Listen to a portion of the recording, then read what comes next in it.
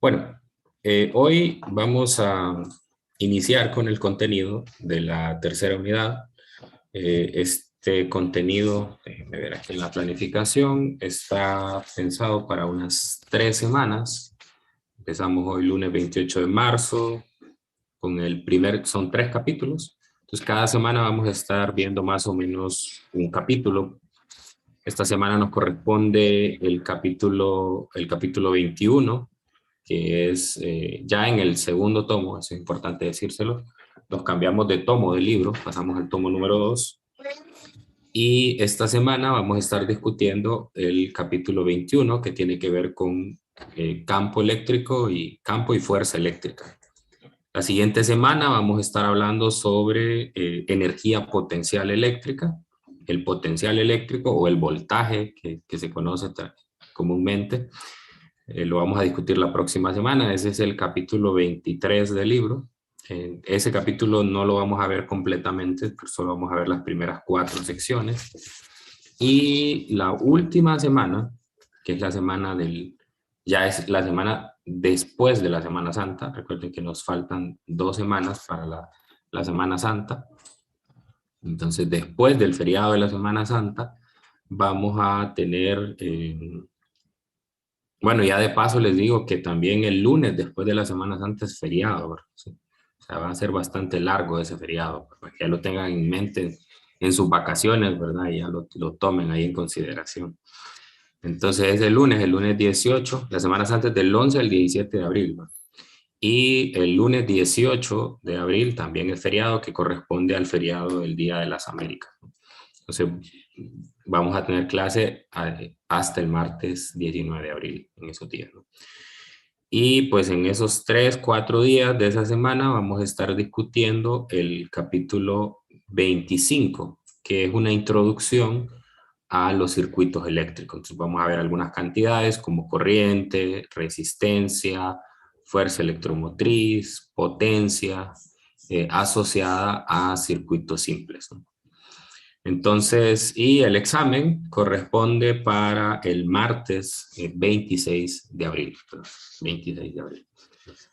Ok, entonces yo creo que quizá mañana voy a estar subiendo ya las actividades de esta tercera unidad para que pues ya vayan trabajando en los videos de referencia para que los vayan viendo, las tareas también para que ya vayan trabajando un poco en eso, ¿no? Sí.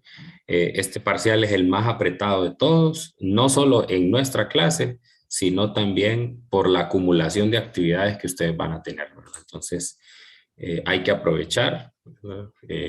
Personalmente siempre recomiendo no se desconecten completamente en la Semana Santa, ¿verdad? Porque eso normalmente trae malas consecuencias, ¿verdad?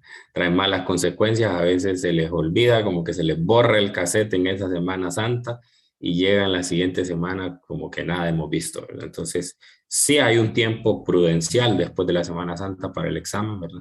Pero traten de no descuidarse mucho, ¿no? O sea, disfruten si van a salir, ¿verdad? Obviamente con responsabilidad, pero no toda la semana, ¿verdad? Es decir, dejen unos días para ponerse al corriente con sus clases, tareas, estudiar un poco, ¿verdad? Porque pues viene el cierre del periodo y el cierre del periodo es muy intenso y además pues en más de alguna clase están salvando el periodo, así que va a ser difícil. Recuerden, la reposición básicamente es el martes 26 la reposición y luego el viernes 29, no, perdón, el martes 26 es el tercer examen y el viernes 29 es la reposición. O sea, solo tienen 2 días prácticamente para la reposición. Entonces, esos días van a ser fuertes, ¿verdad? Sobre todo para los que van a hacer reposición. Espero que sean pocos, ¿no? Bueno, entonces, como les decía, en esta tercera unidad vamos a estar hablando un poco sobre electrostática y una introducción a la electrodinámica, que es ya las cargas en movimiento. Entonces, la electricidad pues está muy presente en la naturaleza y en todo lo que nos rodea para la sociedad moderna, no así para la sociedad antigua, que no existía la corriente eléctrica o la electricidad en las casas, ¿no?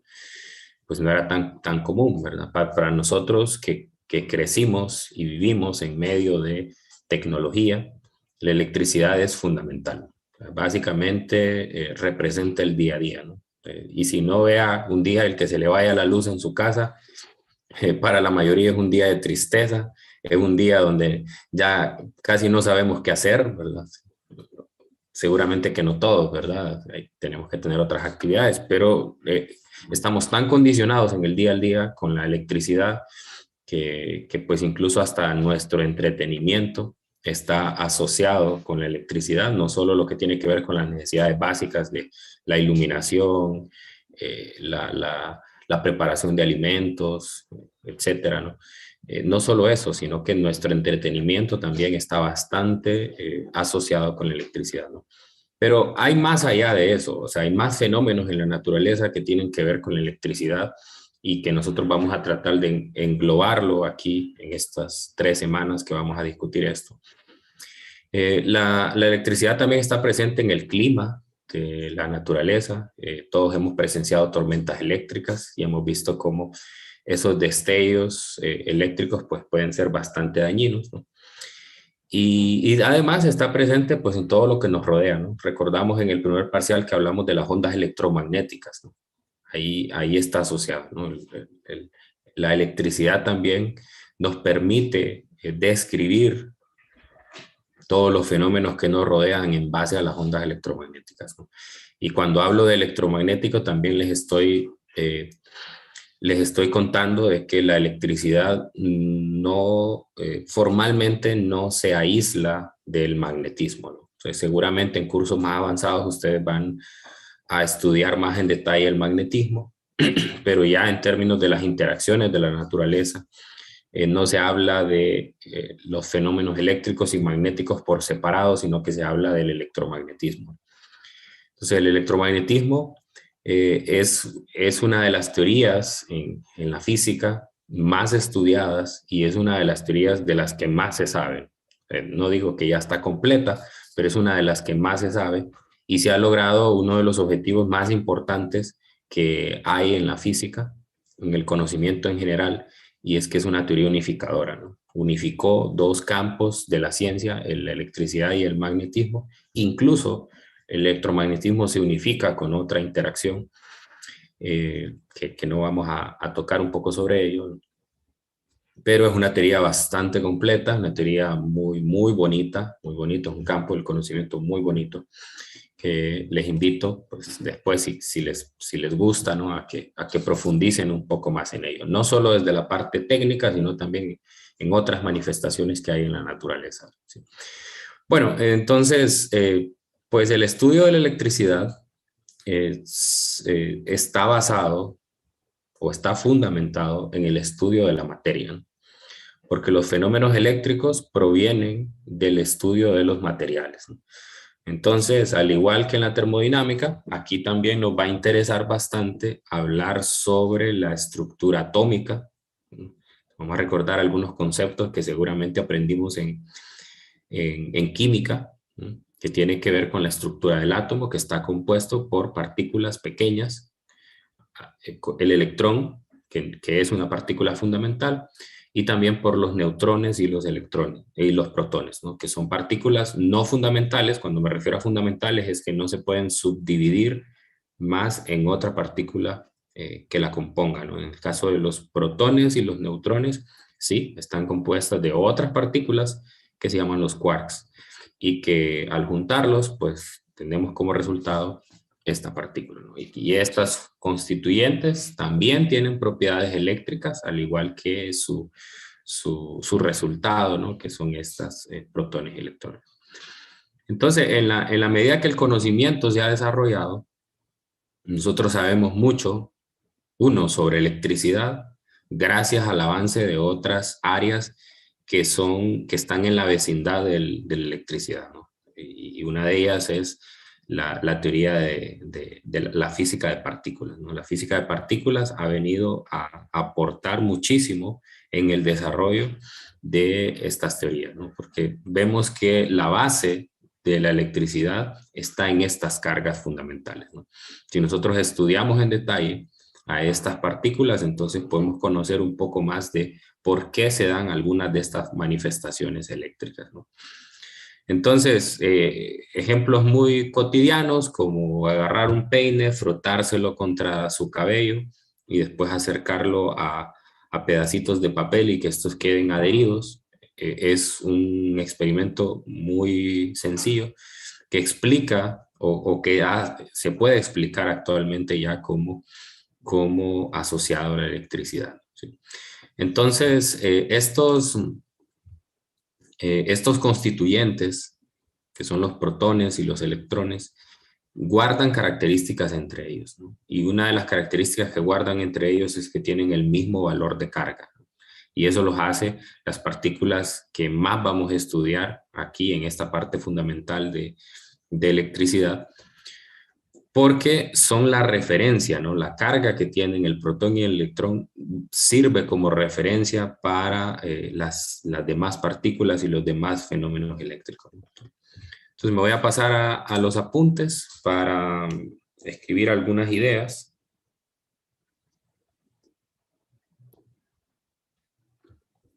Que nos van a llevar, pues, eventualmente a estudiar lo que se conoce como el campo eléctrico. Ese es el objetivo de este capítulo, llegar a definir el campo eléctrico.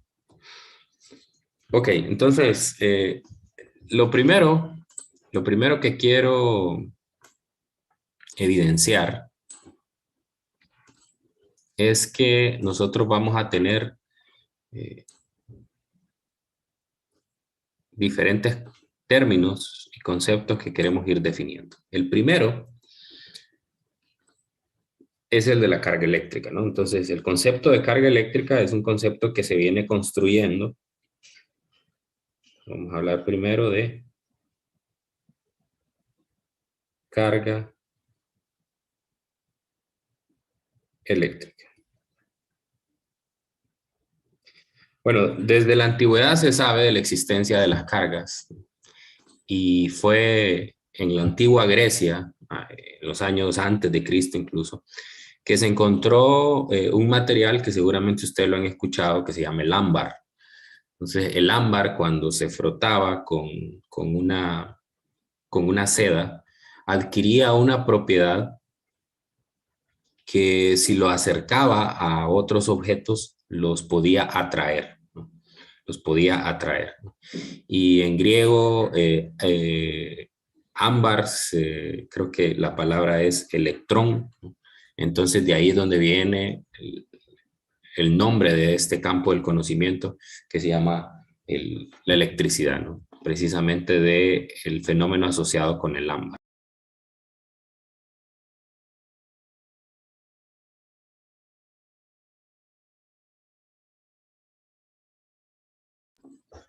Ok, entonces de ahí viene el nombre de este campo del conocimiento, ¿verdad? Pues en ese momento no se podía saber mucho sobre él porque no había un estudio profundo, de hecho la ciencia en general no estaba desarrollada como la conocemos actualmente, pero se sabía que existía eso, ¿no? De ahí viene el origen de la electricidad, ¿no? Fue ya más adelante que Benjamin Franklin desarrolló una serie de experimentos que tenían que ver con la electricidad. Y entonces Benjamin Franklin encontró que existían, o bueno, no encontró, postuló que habían dos tipos de cargas, ¿no? Que habían cargas positivas y cargas negativas. Es decir, que los materiales cuando se frotaban para cargarse adquirían a veces una naturaleza de un tipo de carga y otra vez otro tipo de carga. Y encontró que las cargas de igual signo, cuando se acercaban, se repelían, o sea, sufrían una fuerza que las separaba y que las cargas de diferente signo, cuando se acercaban, se atraían, o sea, sufrían una fuerza que las hacía acercarse, ¿no? Entonces, ese fue el avance y ese fue digamos que el aporte de Benjamin Franklin, ¿no? Hablar de la existencia de dos tipos de cargas. dos tipos de cargas. Entonces hablamos de cargas positivas y cargas negativas.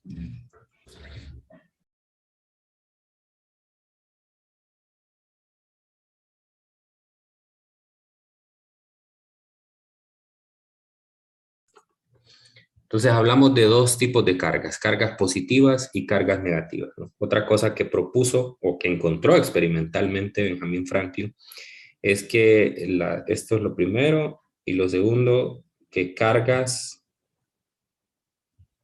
de mismo signo se repelen y las de signo opuesto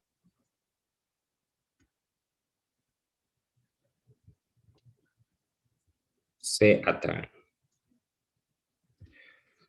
Entonces, para propósitos de ilustración, normalmente vamos a utilizar eh, como una especie de esferas, ¿verdad? Para representar a las cargas. Sin embargo, nosotros realmente estamos considerando en toda esta descripción de las cargas como que fueran cargas puntuales, o sea, que son puntos que no tienen un volumen bien definido, y es porque las cargas, por ejemplo, los protones, los electrones son sumamente pequeños, ¿no? Entonces, puedo representar, digamos, una carga positiva con otra carga positiva. Van a sufrir, depende de cuál sea el observador, una fuerza, ¿no? Una fuerza de atracción o de repulsión. Ok, entonces si a esta le llamo la carga 1 y a esta la carga 2, a esta fuerza le voy a llamar F21 y a esta fuerza le voy a llamar F12. Esa notación que voy a utilizar normalmente se refiere, o la forma en la cual la estoy escribiendo, es F21, la de la izquierda, significa que la carga 2 está ejerciendo una fuerza sobre la carga 1. Y F12 significa que la fuerza, vamos a ver, creo que lo escribí al revés, 2 sobre 1, sí, no, está bien. Y la fuerza que ejerce la carga 1 sobre la carga 2, ¿no? Entonces, estos son vectores de fuerza, y lo que pasa cuando tengo cargas de diferente signo, voy a poner una negativa, voy a poner una positiva. Entonces aquí lo que tengo es el fenómeno opuesto, tengo una atracción. Entonces la fuerza 1 o la carga 1 siente una fuerza. Esta sería la 1 y esta sería la 2. Esta sería F21, la fuerza que ejerce la carga 2 sobre la 1. Y esta sería la que ejerce la carga 1 sobre la 2. Pero por la tercera ley de Newton, nosotros sabemos que la fuerza 1,2 tiene que ser igual en magnitud, pero opuesta en dirección a F21, por la tercera ley. Depende de cuál sea nuestro marco de referencia, nuestro punto de referencia, podemos encontrar que son iguales, nada más que opuestas en dirección. Bueno, entonces, la pregunta aquí es, ¿cómo puedo cuantificar yo esa fuerza? ¿Cómo la puedo cuantificar? Pero todavía no puedo contestar mucho sobre esa pregunta porque tengo que avanzar un poco más en el desarrollo del conocimiento. Creo que alguien tiene abierto el micrófono. Se escucha un ruido ahí de fondo. Ya. Entonces, para poder entender un poco más, necesito un desarrollo de la teoría atómica un poco más extensivo, ¿no? Entonces, algo que complementó a esos estudios de Benjamin Franklin fue más adelante la estructura de la materia, ¿no? Porque ahí viene la explicación de este fenómeno, ¿no? En qué está compuesta la materia, ¿no? Entonces ya hablamos de que el átomo, pues en general, está compuesto por un núcleo.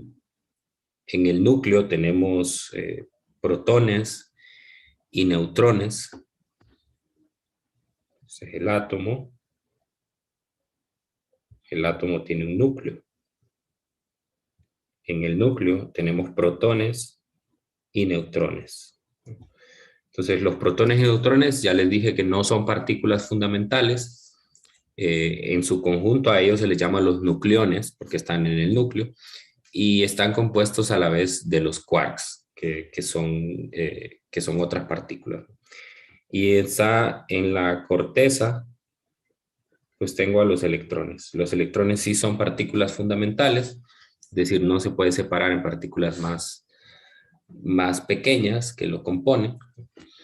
Entonces, sabemos algunas cosas de ellos ya, ¿no? Sabemos mucho realmente de ellos. Primero, del protón, por lo menos lo que me interesa ahora es conocer su valor de carga.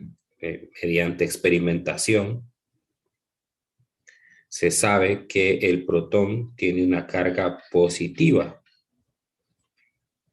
Usualmente la carga la vamos a representar en términos de Q, ya sea Q mayúscula o Q minúscula. Y el valor es el de la E, ¿no? Que es esa E se le llama o se le designó a la carga del protón y el electrón con esa E, que se llama la carga fundamental.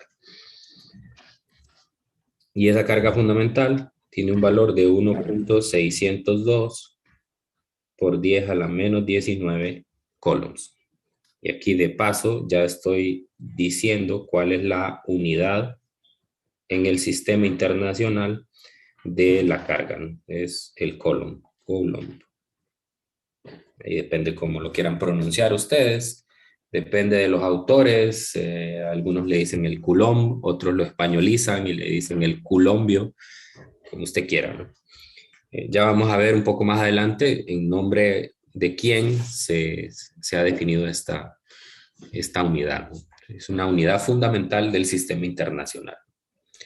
Ok, entonces tiene un valor de carga positiva, tiene una masa también ya definida, una masa muy pequeña. Eso hace que nuestra aproximación de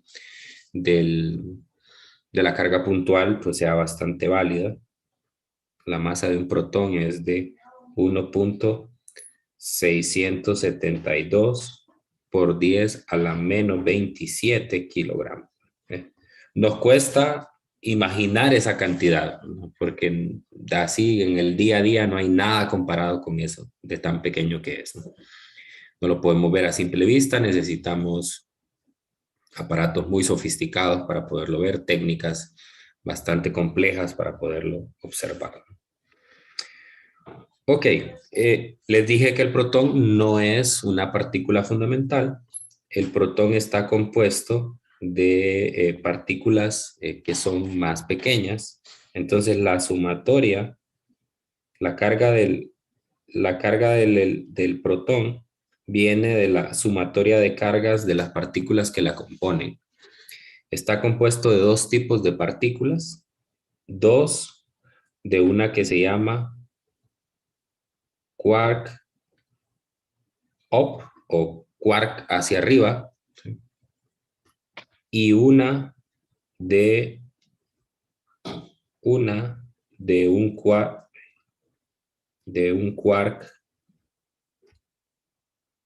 down o quark hacia abajo, así se les llama. Eso tiene que ver con el momento angular intrínseco que tienen ellas. Bueno, y resulta que esas partículas cada una tiene su valor de carga. Entonces, el quark up tiene una carga de 2/3 de la carga fundamental y el quark down tiene un valor de negativo 1/3 de la carga fundamental, ¿no? De tal manera que al sumarlas dan el valor de positivo E. Positivo. Esto se sabe gracias a experimentos como el CERN, donde partículas se ponen a colisionar entre ellas y al hacer colisionarlas, pues bueno, se develan cuáles son sus constituyentes. Entonces se sabe de la naturaleza de estas cargas, ¿no? Sí. Muy bien. Luego tenemos el electrón, que es el otro que nos va a interesar mucho. El del protón no vamos a hablar porque el protón pues no tiene carga, ¿no? Y nosotros estamos interesados aquí en los fenómenos eléctricos, o sea, las partículas con carga. Eh, el caso del electrón tiene una carga negativa, negativa, y ese valor de carga negativa es el negativo de la carga fundamental. O sea, es menos 1.602 por 10 a la menos 19 coulombs. Tiene una masa, la masa del electrón, de 9.109 por 10 a la menos 31 kilogramos.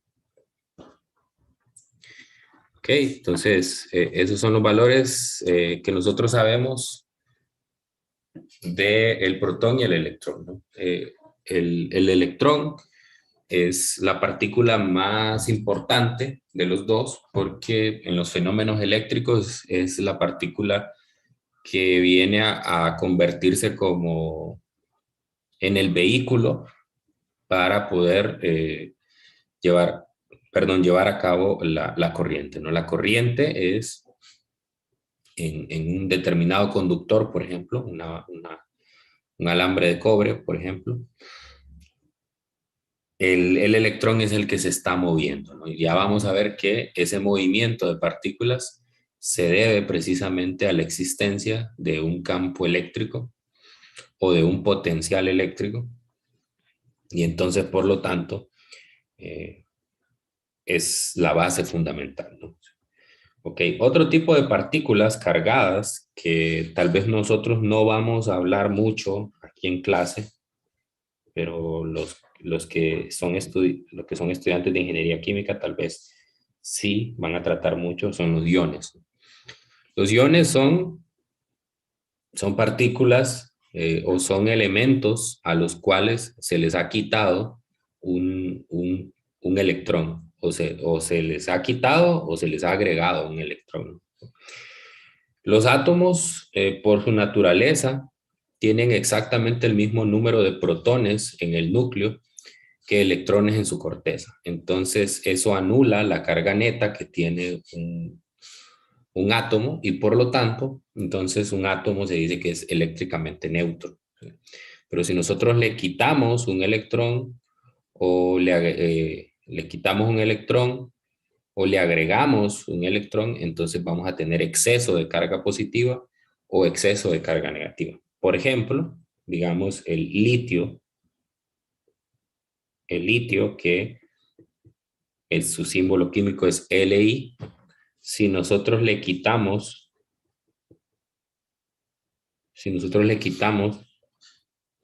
un electrón, entonces este se simboliza con litio 1 más. O sea, significa que tiene un exceso de carga positiva equivalente a la carga fundamental. Y si nosotros le agregamos o le agregamos un electrón, o lo que sería lo mismo, quitarle un protón, entonces lo que tendríamos es el litio menos 1. ¿Sí? Litio menos 1. Entonces, ese número 1 que aparece como exponente ahí, no es un exponente realmente, es un superíndice, esa es la forma correcta de llamarlo. Ese superíndice significa cuántas veces hay de exceso de carga, ¿no? En términos de la carga fundamental. O sea, si me aparece, por ejemplo, más 3, significa que tengo un exceso de 3 veces la carga fundamental en términos de carga positiva. Si tengo menos 2, significa que tengo un exceso de carga negativa en una proporción de 2 veces la carga fundamental. Okay. Bueno, otra cosa que debemos mencionar, además de lo que ya sabemos de la estructura de la materia, otro que digamos que vino a contribuir en el desarrollo de la teoría electromagnética, es que existe una ley fundamental de conservación de la carga.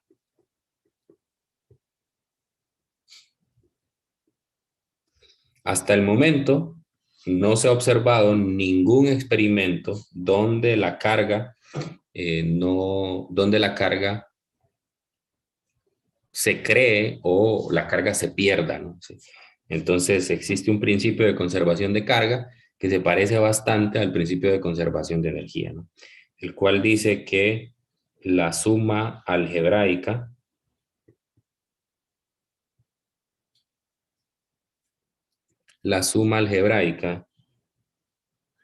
de todas las cargas eléctricas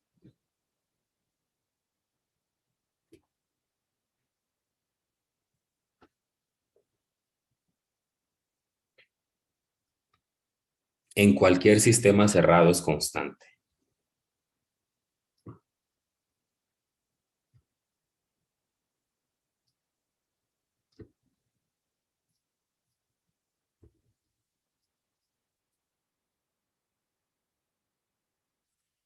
Entonces, en ese experimento que les hablaba de en ese experimento que les hablaba de cargar, ya sea por frotación, una varilla o cualquier muestra de un material, pues lo que nosotros tenemos no es que si un material le está transfiriendo calor al otro, es como el calor, perdón, la carga a otro, entonces, entonces la carga que uno gana es la carga que el otro pierde, ¿no? Entonces, más o menos se asocia con el proceso de transferencia de calor, donde en un sistema cerrado todo el calor que gana una muestra lo pierde el otro, ¿no? Entonces se parece en ese sentido. Entonces, por ahora se considera esto como una ley fundamental porque no se ha observado ningún proceso en la naturaleza donde se viole este principio, ¿no? Y aquí pues es donde se define que el valor de 1.602 por 10 a la menos 19 coulombs se le llama la carga fundamental. Esto es porque todas las partículas y todos los procesos asociados tienen un múltiplo, así como lo vemos aquí en el ejemplo de los protones, los quarks tienen un múltiplo de la carga fundamental. 2/3 de la carga fundamental menos 1/3 de la carga fundamental para el quark up y down respectivamente. Entonces, se dice que en ese sentido se habla de que la carga está cuantizada. Eh, Como complemento a esto también, otra cosa que puedo hablar es que existen materiales que son conductores y materiales que son aislantes, ¿no? O sea, conductores significa que son, son materiales que son fácilmente cargables y hay otros que no, ¿verdad? Entonces también aquí puedo hablar de conductores, aislantes y están los semiconductores también, pero voy a retomar un poco más esto allá en la tercera semana, cuando cuando hablemos de la resistencia y la corriente, ¿no? Que por ahí puedo definir un poco mejor estos materiales, ¿no? Por la respuesta que tienen. Bueno, entonces ya con toda esta base, puedo volver otra vez a la pregunta aquí cuando hablamos de Podemos dar la fórmula de nuevo. cuál fórmula. ¿Sí? Esa, sí, sí, sí.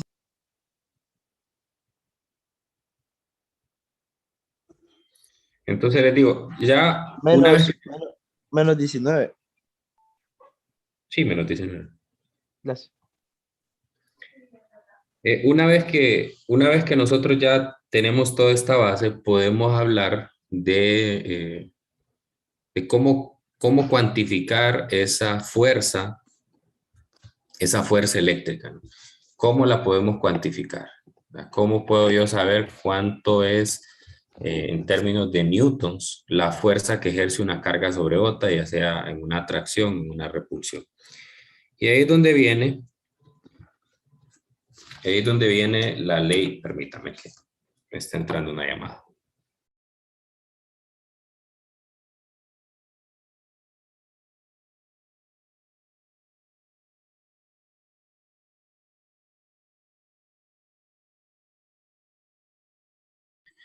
Ok, ahí es donde viene entonces la llamada ley de Coulomb. Entonces, gracias a estos experimentos que hizo Coulomb, es que nosotros podemos saber un poco más sobre ello. Entonces, Coulomb utilizó lo que se conoce como una balanza de torsión. La balanza de torsión es aquella en la cual nosotros podemos observar mediante la rotación de una varilla, podemos encontrar cuánto es la fuerza que provoca esa rotación, ¿no? Ese torque, ¿no? Entonces vino Coulomb y dentro de una cámara colocó dos esferas, una cargada positivamente, otra negativamente. Bueno, hizo experimentos con diferentes formas, ¿verdad? Pero la principal es que observó que obviamente se daba la atracción, pero logró cuantificar cuánto era el ángulo que se desviaba en la balanza de rotación debido a esa atracción que habían. Entonces, ya teniendo ese ángulo, pudo cuantificar cuánto era el torque asociado a esa atracción, ¿no? Ya con el torque, pues pudo cuantificar cuánto era la fuerza, ¿no?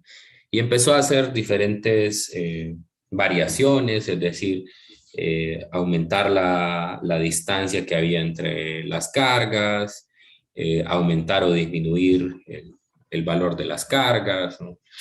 Entonces, encontró la siguiente ecuación, ¿no? Que es la conocida como la ley de Coulomb. Entonces, la fuerza es igual a una constante que la voy a identificar como 4pi epsilon sub 0, ya voy a hablar sobre eso, por la carga 1, carga 2, o sea, es directamente proporcional al valor de la carga de las dos partículas que están ahí, y inversamente proporcional al cuadrado de la separación entre ellas. Como esto es un vector, pues tiene que tener un vector unitario ahí asociado. Entonces, esta es la ley que se conoce como la ley de Coulomb. Es para una pareja de cargas que están en el vacío. Entonces, ok, entonces vamos a hablar un poco sobre algunas características o algunas observaciones que puedo hacer sobre esta ecuación, ¿verdad? Sí. Muy bien, lo primero, pues obviamente que la fuerza, ya sabemos que la fuerza es un vector, ¿no? La fuerza es un vector. Entonces, por lo tanto, puedo hablar de una magnitud y dirección. Magnitud y dirección. Entonces, en esa misma ecuación yo puedo detectar ambas características. La magnitud, pues obviamente viene dada por la misma ecuación, la misma fórmula matemática, y la dirección viene dada precisamente por este vector unitario que está ahí, R. El R tal vez lo recordamos de las coordenadas esféricas, ¿no? Eso no quiere decir que vamos a trabajar con coordenadas esféricas, pero eso tiene que ver con la naturaleza de la fuerza, ¿no? Y esa es la segunda observación que voy a hacer. La fuerza es radial.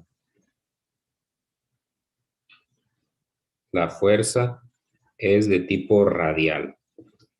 Cuando me refiero a una fuerza radial, entonces voy a poner aquí en contexto los dos casos que ya habíamos hablado. Primero, el de una repulsión. Vamos a poner, por ejemplo, dos cargas positivas. Yo puedo definir una distancia entre ellas, que la voy a marcar con estas líneas punteadas. Esta sería R. Y le voy a llamar a esta la carga 1 y a esta la 2. Aquí puedo tener una fuerza, si lo observo desde la carga 1, puedo tener una fuerza que sería la fuerza que ejerce la carga 2 sobre la 1. Esa, como ya vimos anteriormente, sería F2.1. Y lo mismo pasa aquí con la carga 2. Entonces, aquí tengo otra fuerza, la fuerza 1,2, o sea, la fuerza que ejerce la carga 1 sobre la 2. Entonces, aquí se logra ver esa característica de fuerza radial, o sea, que la fuerza está dirigida en la misma línea que une a las cargas, en la misma línea que une las cargas. Este es el caso de una repulsión. Para una repulsión tengo este caso, pero incluso para la misma atracción puedo ver exactamente esto. ¿No? Voy a poner una carga negativa aquí, voy a poner una carga positiva aquí. Otra vez trazo la línea que une a las cargas. Y aquí tengo el vector R o la distancia R. Esta sería la carga 1 y esta la 2. La diferencia aquí que como es una atracción, entonces la fuerza va en la dirección opuesta. Esta fuerza será la misma F21 y esta será la fuerza F12. Entonces, en este caso tengo una atracción. Y otra vez logro ver en esa misma figura que para el caso de la atracción, la fuerza va en la dirección radial. O sea, siempre la fuerza va ya sea a favor o en contra del radio o la línea que une las dos cargas. Entonces, por eso que aparece ese vector R ahí. Ahora, eso no quiere decir que nosotros vamos a trabajar en coordenadas esféricas. Vamos a trabajar todos los problemas en coordenadas cartesianas. Pero tiene que recordar que solo hay dos opciones para la fuerza cuando hay una pareja de cargas. O la fuerza va hacia la otra carga o va alejándose de la carga. Solo esas dos opciones tengo. Muy bien. Otra cosa que veo ahí es la parte constante en esa ecuación. Entonces aparece una constante que es el epsilon sub 0. Epsilon sub 0 es la permitividad del espacio vacío. Y tiene un valor numérico de 8.854 por 10 a la menos 12 Coulomb cuadrado sobre Newton por metro cuadrado. Entonces, como ya les había adelantado antes, la ley de Coulomb es una ley de una pareja de cargas en el vacío. En el vacío. Entonces, si nosotros hacemos el experimento en otro medio, por ejemplo, en el aire, en el agua, el valor que tendríamos que cambiar es ese epsilon, ¿no? Entonces, hay una teoría que me permite a mí poder cuantificar cuál es el epsilon para un determinado medio. Pero en este caso, y para propósitos de toda la clase, siempre vamos a trabajar con la ecuación en el vacío. ¿Sí? Entonces, el valor de la permitividad en el vacío es ese que muestro en pantalla. La permitividad es cuánto un medio puede cargárselo. ¿Sí? O sea, obviamente que si yo tengo una partícula cargada en un medio, de cierta manera va a ser afectado por la presencia de la carga. Entonces, en el caso de...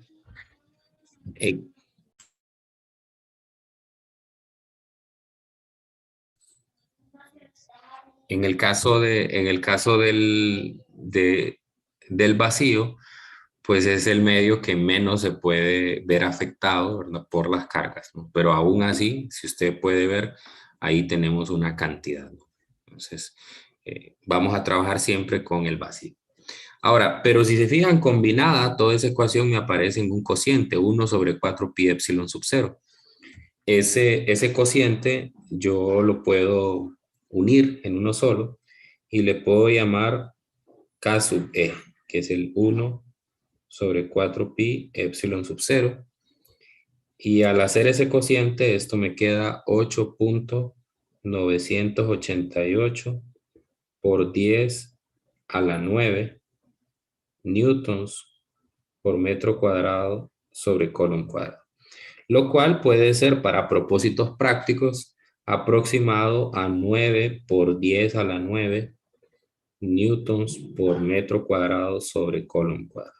Así que si usted quiere utilizarlo así, mejor, pues no hay problema, ¿no? No pierde, no va a haber una gran diferencia en sus resultados. No va a haber una gran diferencia. Ok, entonces eso es lo que puedo decir sobre la ley de Coulomb.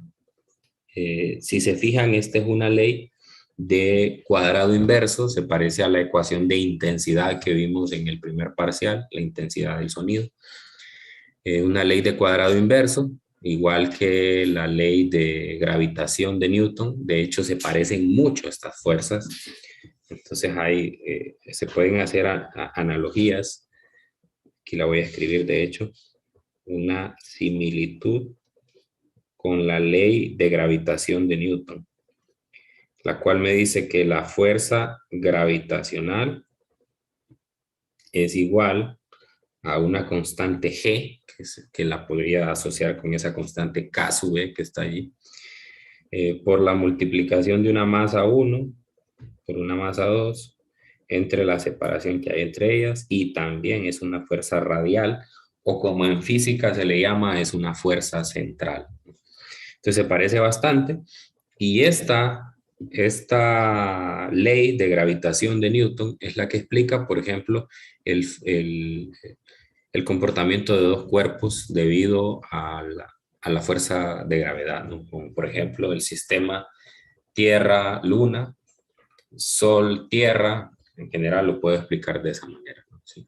Y a partir de aquí es donde salió la famosa G, 9.8 metros por segundo cuadrado, para cuantificar la aceleración de la gravedad en la Tierra, ¿sí? Entonces tiene muchas similitudes, es una ley de cuadrado inverso también, o sea, decrece rápidamente con la distancia y es además directamente proporcional a el producto de las masas, ¿no? Okay. Se parecen, pero bueno, cuando se fue desarrollando la teoría eléctrica, se pensó que eran iguales, ¿verdad? Y que muchas cosas se podían extrapolar de una teoría a la otra, pero realmente que no. De hecho, a pesar de que la gravedad es algo con lo que más tratamos en la física y en la vida cotidiana, ¿no? Es una de las leyes de las que menos se sabe en la física. O sea, no hay una teoría aceptada todavía en la física para explicar la gravedad. Y a diferencia del electromagnetismo, que es una de las teorías más estudiadas y una de las teorías más completas que tenemos en la física. No digo que está completa, ¿verdad? Obviamente que hay muchas cosas todavía que investigar, pero es una de las que más se ha desarrollado y es una de las que más éxitos ha tenido. Bueno, entonces, esto es lo que les quería contar hoy.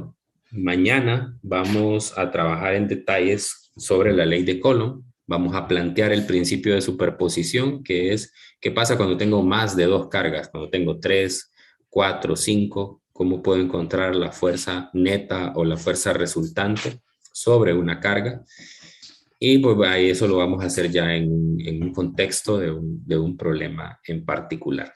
Y después, esta ley o esta fuerza eléctrica la vamos a asociar con el campo eléctrico, que ya es un concepto un poco más abstracto, pero es el concepto más aceptado para explicar el fenómeno eléctrico, el campo. Entonces, para mañana les recomiendo que se le peguen una estudiada a vectores, que vayan y estudien un poco sobre cómo encontrar, cómo hacer suma de vectores por el método de las componentes, cómo encontrar la magnitud y la dirección del vector resultante, porque como ven, esta es una cantidad vectorial y por lo tanto nos va a tocar hacer un desarrollo vectorial sobre los componentes de la misma. Bueno, no sé si tienen alguna pregunta, alguna curiosidad antes de cerrar la clase.